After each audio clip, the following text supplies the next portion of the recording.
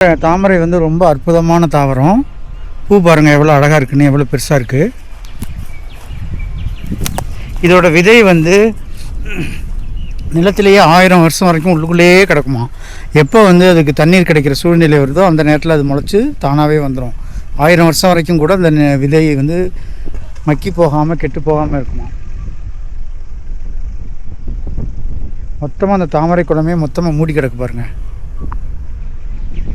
சரியாக தண்ணி மேலே இருக்குது, ஆனால் தண்ணியே இல்லாமல் இருக்குது இலை மேலே. தாமரை இலை நீர் போல் அப்படின்னு சொல்லுவாங்க.